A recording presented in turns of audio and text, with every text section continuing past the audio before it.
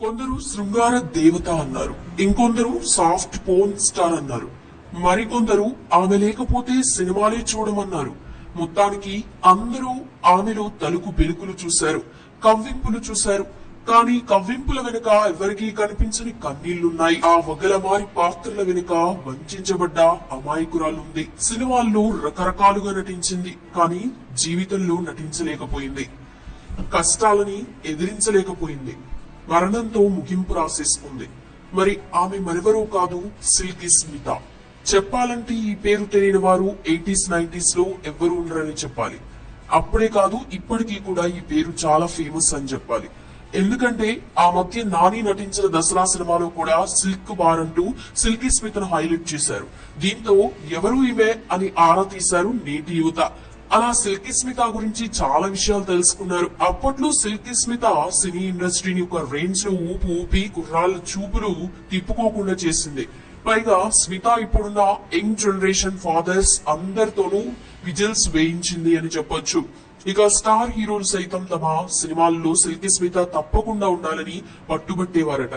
అంటే అప్పట్లో ఈమె క్రేజ్ ఏ స్థాయిలో ఉండేదో దీన్ని బట్టి మీరు అర్థం చేసుకోవచ్చు. అయితే అంత ఇమేజ్ ని సొంతం చేసుకున్న సిల్కీ స్మిత మరణం అనేది ఎప్పటికీ జీర్ణించుకోలేని సంఘటన అని చెప్పాలి. ఆమె ఆత్మహత్య చేసుకుని చనిపోవడం అందరినీ కలిచివేసింది. ముఖ్యంగా ఒక మేనేజర్ సిల్కీ స్మిత కెరియర్ ని నాశనం చేశారని ఆరోపణలు కూడా ఉన్నాయి. అతని వల్లే సిల్కీ స్మితకి అవకాశాలు రాలేదని, దీంతో డిప్రెషన్ లోకి వెళ్లిన సిల్కీ స్మిత 1996లో బలవన్ మరణానికి పాల్పడిందని తెలిసింది. అయితే ఈమె చనిపోయాక ఈమె దగ్గర ఒక లెటర్ మాత్రం దొరకడం అప్పట్లో బాగా హైలైట్ అయింది. పైగా అందులో ఆమె రాసినవి చూసి అందరూ షాక్ అయ్యారు. అయితే సిల్కీ స్మిత అందులో ఇలా రాసుకొచ్చింది: దేవుడా, నాకు 7 ఏళ్ల వయసున్నప్పటి నుండే పొట్టకూటి కోసం చాలా కష్టపడ్డాను. నేను నమ్మిన వారి నన్ను మోసం చేశారు. నా వారంటూ ఎవరూ లేరు. ఎవరూ నాపై ప్రేమ చూపలేదు. అందరూ నా కష్టం తిన్నవారి, నాకు మనశ్శాంతి లేకుండా చేశారు. అందరికీ మంచి చేశాను, కానీ నాకు మాత్రం చెడు జరిగింది. నా ఆస్తి మొత్తం మా అమ్మ తమ్ముడికి పంచాలి. నా ఆశలన్నీ ఒకరి మీద పెట్టుకున్నాను. అతను నన్ను మోసం చేశాడు. దేవుడంటూ ఉంటే వాడికి తగిన శిక్ష వేస్తాడు. నాకు ఈ మధ్య ఒకడు జీవితాన్ని ఇస్తానన్నాడు, కానీ ఇప్పుడు మోసం చేశాడు. ఈ లెటర్ రాయడానికి నేను ఎంత నరకాన్ని అనుభవిస్తున్నాను మాటల్లో చెప్పలేను అంటూ బాధలో సిల్కీ స్మిత రాసుకొచ్చింది. అలా ఆమె రాసిన లెటర్ అందరి దృష్టిలో పడడంతో అప్పట్లో ఇది బాగా చర్చనీయాంశంగా మారింది. ఇక సిల్కీ స్మిత చనిపోయినప్పుడు కడసారి చూసేందుకు ఇండస్ట్రీ నుంచి ఒక్కరు కూడా వెళ్ళలేదు. అలాగే ఆమె కుటుంబ సభ్యులు కూడా వెళ్ళలేదు.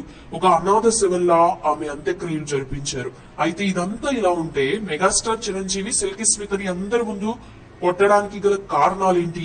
రజనీకాంత్ కి సిల్కీ స్మితకి ఉన్న సంబంధం ఏంటి? అసలు రోజా గారితో సిల్కీ స్మిత ఎందుకు గొడవ పడింది? సిల్కీ స్మిత చనిపోయాక ఇండస్ట్రీ నుంచి ఒక హీరో తప్ప మిగిలిన వారు ఎందుకు వెళ్ళలేదు?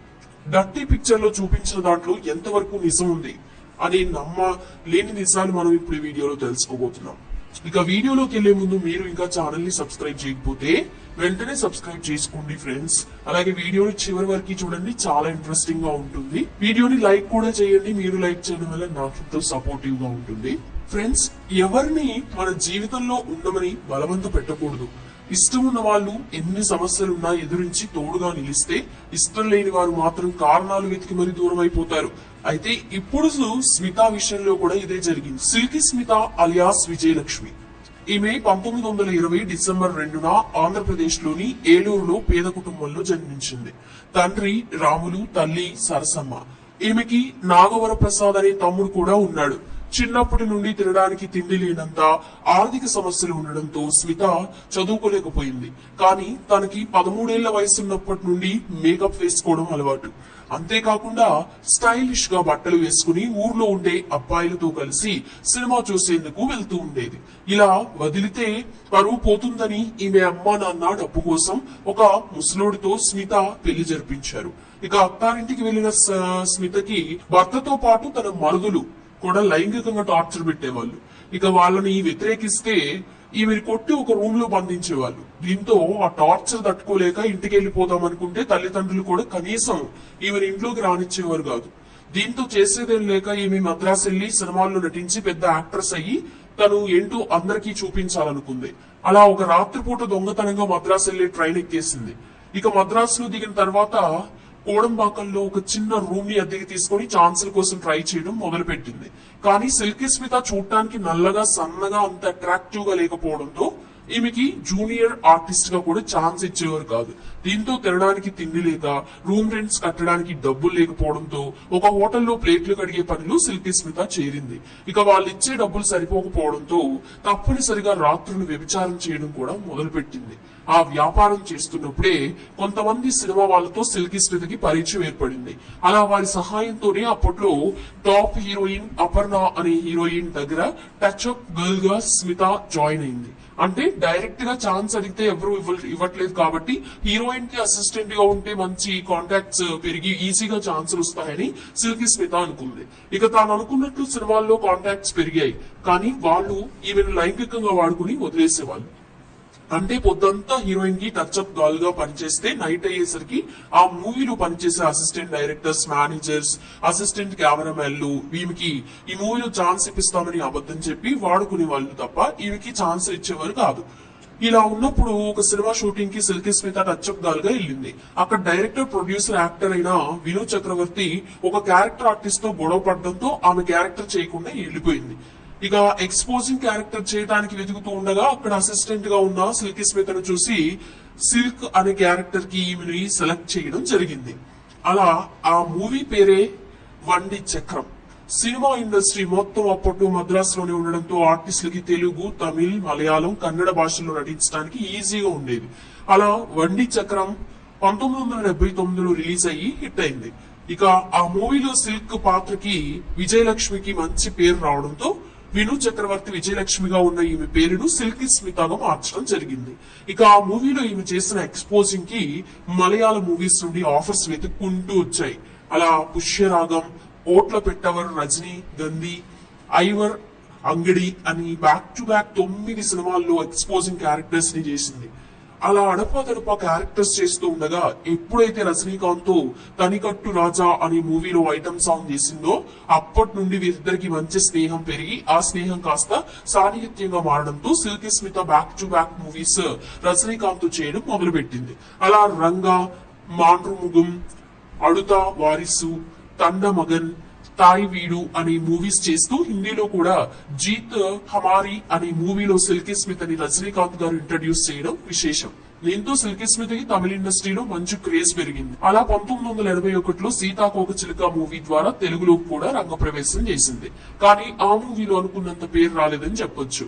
అది హీరోయిన్ అయినా, క్యారెక్టర్ ఆర్టిస్ట్ అయినా, ఐటమ్ డాన్సర్ అయినా సరైన ఛాన్స్ కావాలంటే కాంప్రమైజ్ అనేది కంపల్సరీ కాబట్టి సిల్కీ స్మిత రజనీకాంత్ తో సీరియస్ రిలేషన్షిప్ లో ఉంటూనే ఇంకోవైపు కమల్ హాసన్, చిరంజీవితో కూడా మంచి సాన్నిహిత్యం మెయింటైన్ చేసింది. అలా చిరంజీవితో 1982లో యువ కింకరుడు అనే మూవీతో తెలుగులోకి రీ ఎంట్రీ ఇవ్వడంతో సిల్కీ స్మితకి మంచి డిమాండ్ పెరిగింది. అక్కడి నుండి ఆమె క్రేజ్ మరింత పెరిగింది. అలా చిరంజీవితో ఖైదీ, జ్వాల, దొంగ, రస్తుంగుండా, ఛాలెంజ్, పులి అని 20 సినిమాల వరకు కలిసి చేయడం విశేషం. ఇదిలా ఉండగా చిరంజీవి, సిల్కీ స్మిత విషయం రజనీకాంత్ కి తెలియడంతో 1984 తర్వాత రజనీకాంత్ సిల్కీ స్మితతో వర్క్ చేయడం మానేశాడు.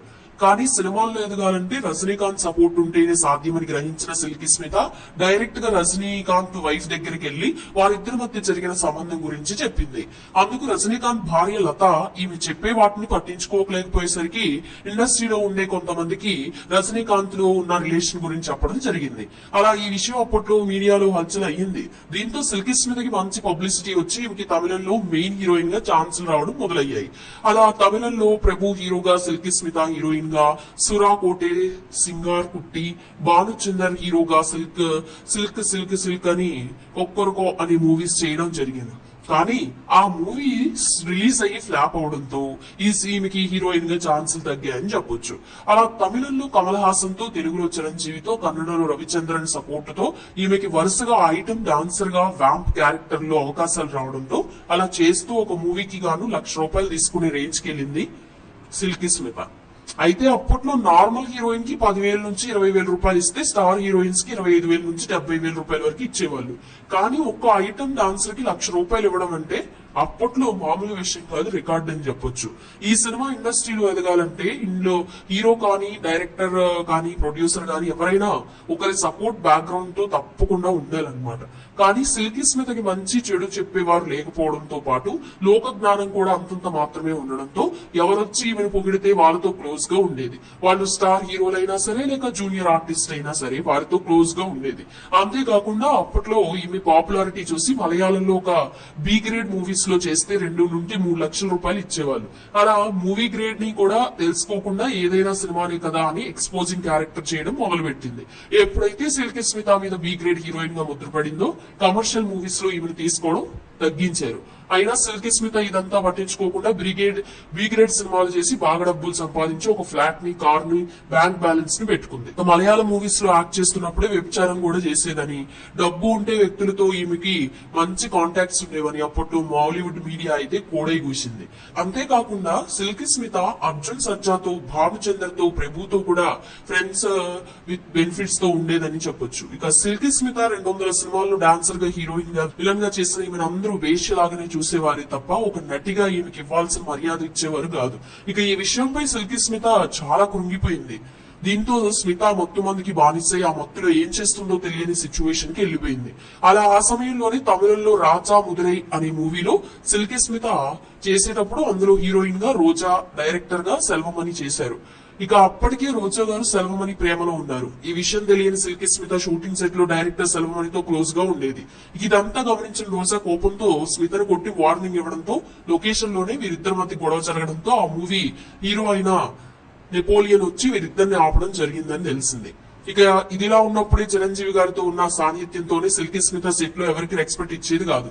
అలా ఒక రోజు మత్తులో ఉన్న స్మిత ముఠా మేస్త్రి మూవీ చేసేటప్పుడు అందులో ఒక సాంగ్ ని రాసిన జై కుమార్ మీద అరవడంతో పాటు అతన్ని కొట్టడానికి కూడా ప్రయత్నించడం జరిగింది. ఎందుకంటే అంతకు ముందు ఒక మూవీలోని సాంగ్ కి స్మిత సెట్ అవ్వలేదని ఈ జై కుమార్ వేరే డాన్సర్ కి రిఫర్ చేయడంతో ఆమెకి ఈ మూవీ ఆఫర్ చేయజారిందనే కోపంతో ఆ గొడవ స్టార్ట్ అయిందని తెలిసింది.